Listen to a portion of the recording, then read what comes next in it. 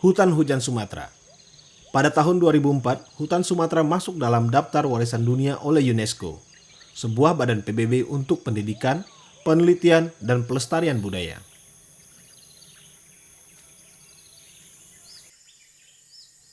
Hutan Sumatera adalah rumah bagi keanekaragaman hayati unik dan kaya. Tidak kurang dari 10.000 jenis tumbuhan, 200 mamalia, dan 580 burung dapat ditemukan di sini.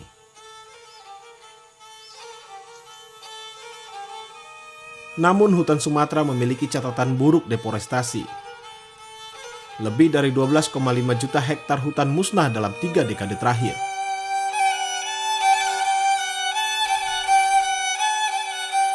Sumatera juga memiliki hutan gambut yang luas. Dan salah satu provinsi dengan kawasan gambut terluas adalah Riau. Hutan gambut memiliki peranan penting bagi penyelamatan iklim dunia, karena menyimpan karbon dalam jumlah yang besar. Hutan gambut juga punya peranan penting lain bagi ekologi dan ekonomi lokal, seperti menjaga keanekaragaman hayati, sumber pangan, dan pendapatan yang berkelanjutan bagi masyarakat.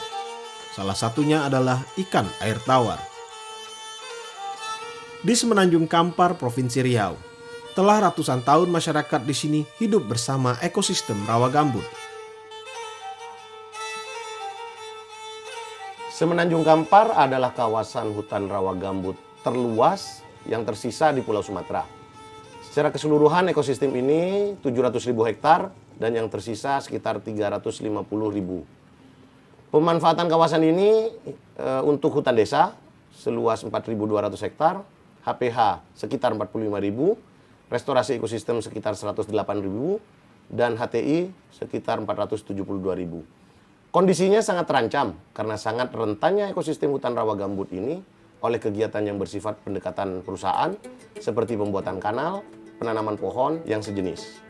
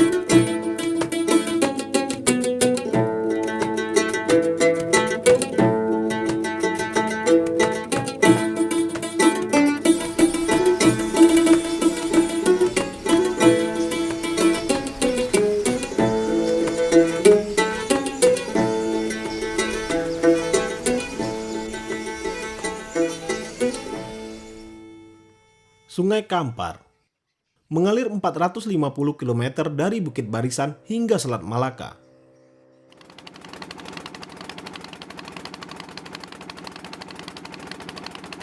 Salah satu fenomena hidrodinamika unik di sungai ini adalah gelombang Bono, pergerakan massa air dengan gelombang pasang menjalar menuju hulu ketika bertemu arus sungai. Puncak kekuatan Bono terjadi 2 kali dalam sebulan, di saat bulan akan purnama dan bulan akan mati. Akibat daya gravitasi bulan, gelombang besar Bono bergemuruh bergerak masuk dari muara hingga 70 km melawan arus Sungai Kampar.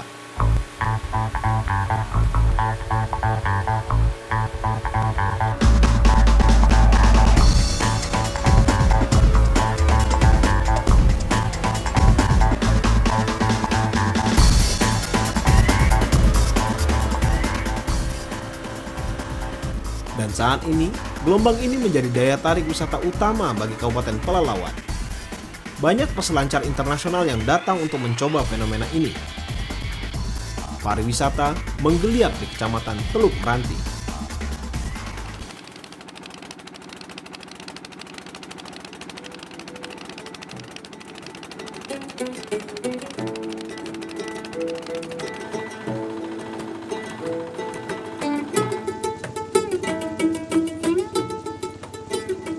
Dari Sungai Kampar, Perjalanan menuju salah satu jantung hutan rawa gambut Provinsi Riau, Sungai Serkap.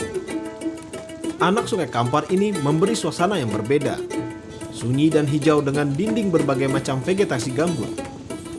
Sesekali kita bertemu dengan para nelayan yang datang dari dua desa, Teluk Meranti dan Pulau Muda.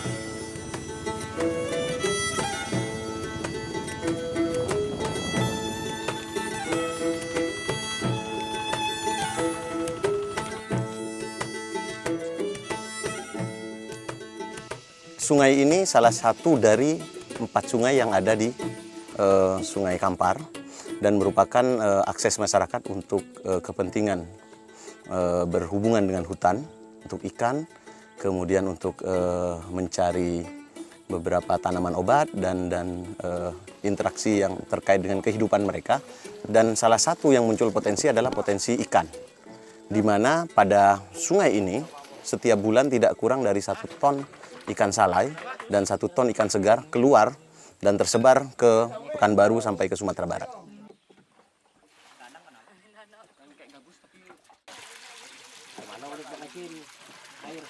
Di sini ada 90 bagan nelayan atau rumah tinggal nelayan secara temporer. Mereka sebulan sekali datang dan kemudian kembali menjual, datang lagi. Ada 90 rumah, tetapi dalam setiap bulannya, saya sempat mendata ada sekitar selalu rutin 30 kepala keluarga ada di sepanjang Sungai Serkap ini.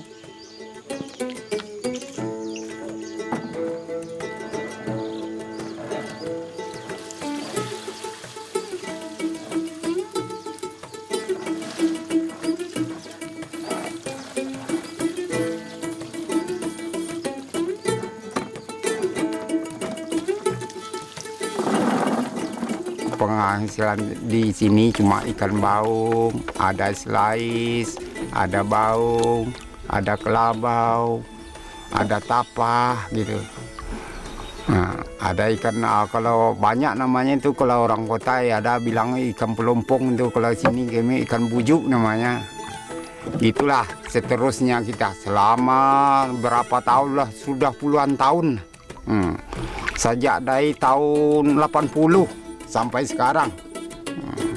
Terus jadi nafkah anak.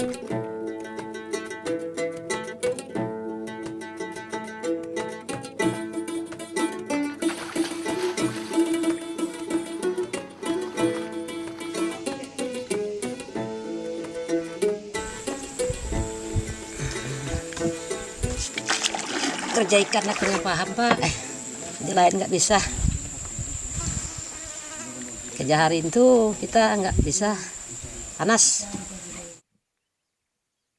Di bagian hulu Sungai Serkap terdapat danau atau tasik seluas 523 hektar. Sebuah kubah rawa gambut yang tersembunyi dan dipagari rapat oleh pepohonan hutan gambut.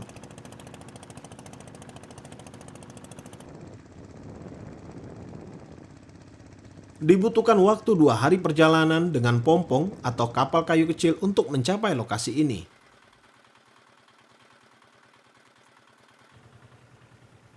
Jarangnya nelayan masuk ke lokasi ini membuat jalur ke danau semakin sempit dan rapat oleh berbagai tumbuhan air.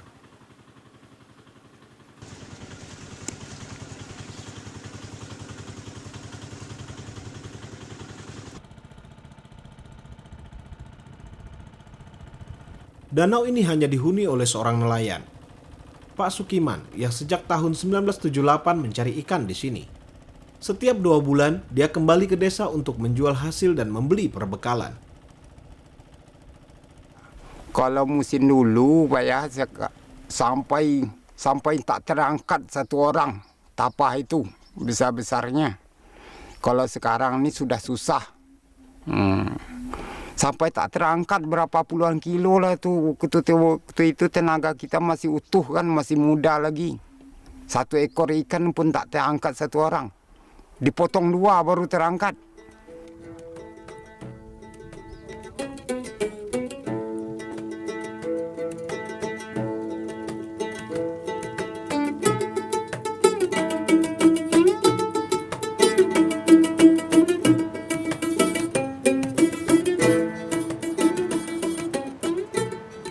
Pasar Bawah adalah pusat perbelanjaan terkenal yang telah menjadi ikon wisata kota Pekanbaru. Di pasar ini juga kita dapat menjumpai pedagang yang menjual ikan salai. Ikan asap atau ikan salai dari Sungai Serkap juga mengisi pasar-pasar di Pekanbaru. Daya serap yang tinggi membuat ikan salai banyak dicari, baik untuk hidangan keluarga atau buah tangan buat mereka yang mengunjungi Provinsi Riau. Kalau yang kayak gini biasanya sih saya sambal. Kalau yang agak-agak besar tuh digulai, yang ada ubi kan, masakan khas Riau kan. Nah, itu biasanya sih yang itu. Nah, kalau bawang juga biasanya digulai itu. Orang Melayu ya udah biasa makan jadi enak sih.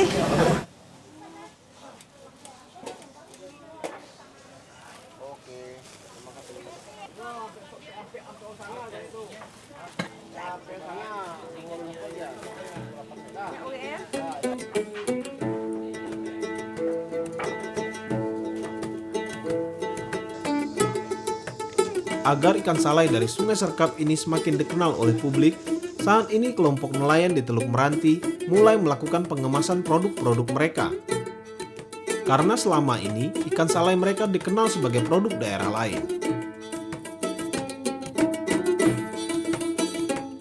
Untuk mendapatkan ikan asap yang bermutu tinggi, maka harus digunakan jenis kayu keras, seperti kayu malas, komodan, rambutan, atau sabut dan tempurung kelapa.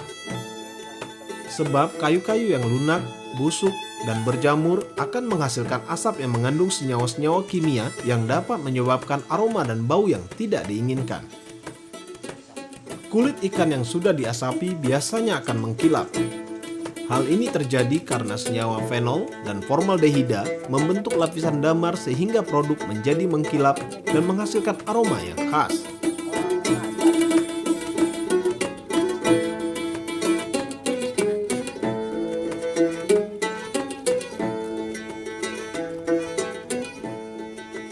Pertama sekali dulu ya ditangkap ikannya, langsung diolah, dicuci di siang semacam ini, sudah itu baru langsung disalai. Kayu yang dipakai ya biasanya yang pertama sekali kayu seperti inilah, kayu malas, itu yang khusus yang dipakai setiap hari. Yang pertama pentingnya kayu malas itu, kayu malas itu apa sudah dimakan api itu sampai habis kayunya ataupun tak mau mati apinya. Kalau kayu malas itu asapnya pertama sekali putih, yang keduanya kalau putih asap kayu itu dia ikannya kuning, bukan hitam jadinya. Kita masuk ada dapat 2 juta 1 bulan, ada 2,5, ada 1,5, gitu. Nggak tentu kalau penghasilan ikan kita ini.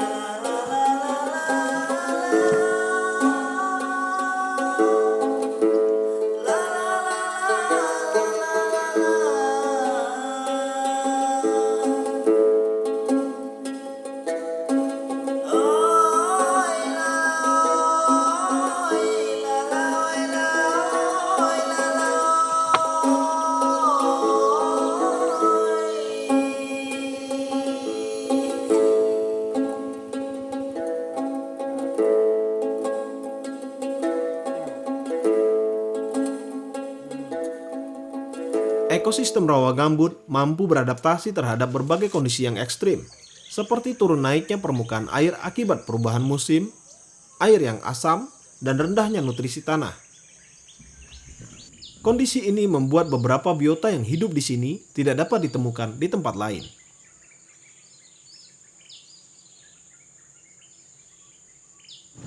Di Danau Besar Serkap ini ditemukan ikan spesies baru. Nelayan di sini menyebutnya ikan merah. Ikan berukuran kecil ini hanya bermain di permukaan air pada saat hari mulai gelap. Kita dari Kementerian Kelautan dan Perikanan ingin mencoba mengeksplorasi informasi yang diberikan oleh Yayasan Mitra Insani dan masyarakat bahwasanya Tasik Serkap itu ada ikan merah yang konon kata ikan endemik gitu.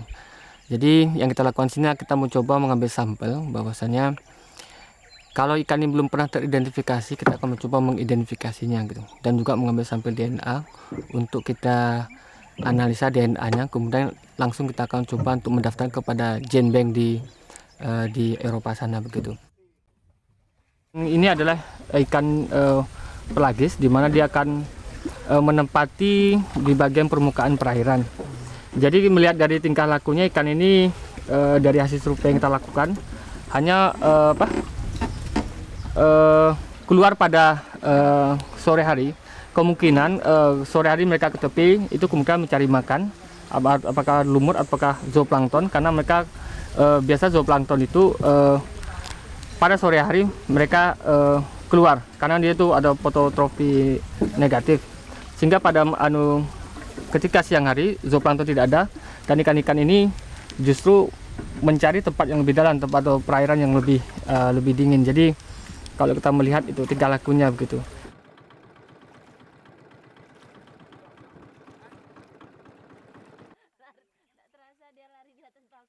Oh, ini lagi sampling fitoplankton, organisme yang biasanya jadi makanan ikan.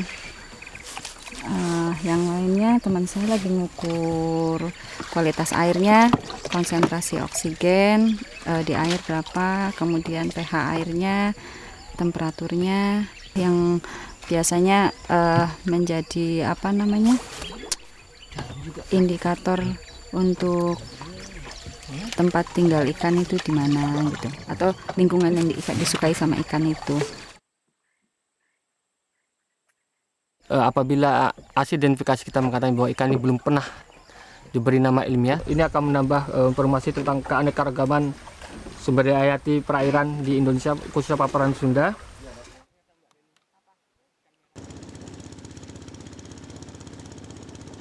Ada spesies baru, namun ada juga spesies ikan yang sudah tidak pernah ditemukan lagi oleh masyarakat. Ikan kayangan atau red-tailed golden arowana. Tingginya permintaan pasar pada era 80-an membuat ikan ini diburu secara massal.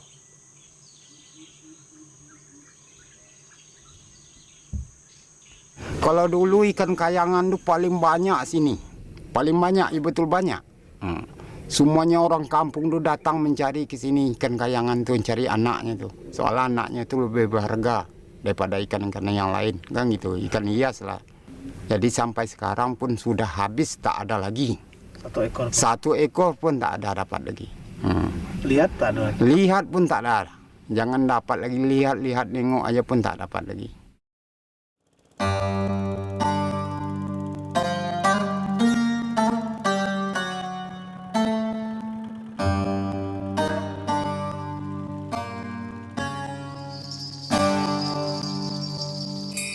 Hutan, sungai, dan rawa gambut di sini adalah ekosistem yang vital dan kantong keanekaragaman hayati dunia.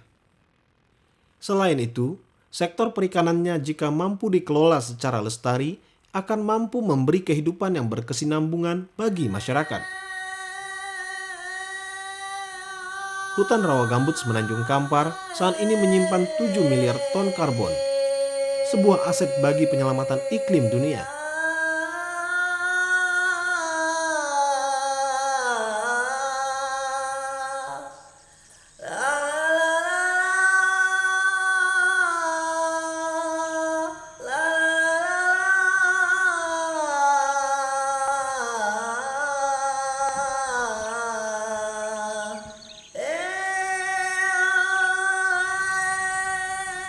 Hutan Sumatera tersisa 12,8 juta hektar pada tahun 2009 atau hanya 29% dari luas daratannya. Padahal Sumatera membutuhkan tutupan hutan lebih dari 40% untuk tetap dapat menopang kehidupan dan melindungi keanekaragaman hayati penting di Sumatera.